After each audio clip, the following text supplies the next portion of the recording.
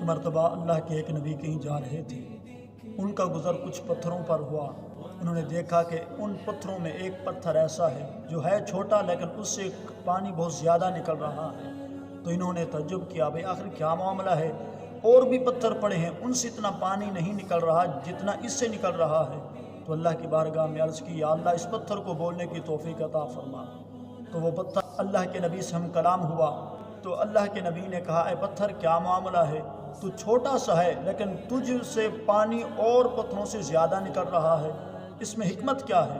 تو اس نے عرض کی، جب سے میں نے سنا ہے کہ اللہ نے فرمایا، یا ایھا الذین آمنوا قوا انفسکم واہلیکم نارا وقودھا الناس والحجارہ، کہ اے مومنو اپنے آپ کو اپنے گھر والوں کو اس آگ سے بچاؤ جس کا ایندھن انسان اور پتھر ہیں۔ جب سے میں نے سنا کہ جہنم کا ایندھن پتھر بھی ہیں، اس دن سے میں اللہ کے خوف سے رو رہا ہوں کہ کہیں مجھے بھی جہنم میں نہ ڈال دیا جائے۔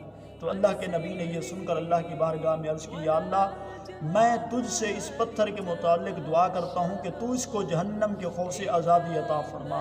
یہ دعا کرنے کے بعد اللہ کے نبی چلے گئے۔ کچھ عرصے کے بعد پھر واپس آئے تو کیا دیکھتے ہیں، اب اسی پتھر سے اس سے بھی زیادہ پانی نکل رہا ہے۔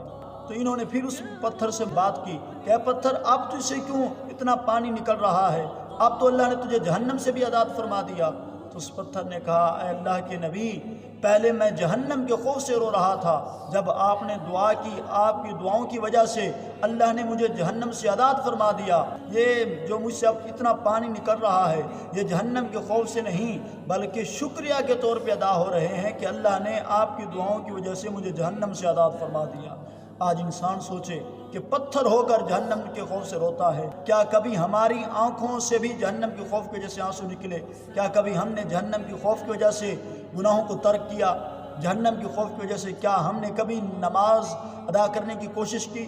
اگر ہم نے ایسا نہیں کیا تو پھر سمجھ لو ہم سے تو پتھر بھی اچھے ہیں۔ اللہ تعالی ہمیں اپنے خوف میں رونے کی توفیق عطا فرمائے۔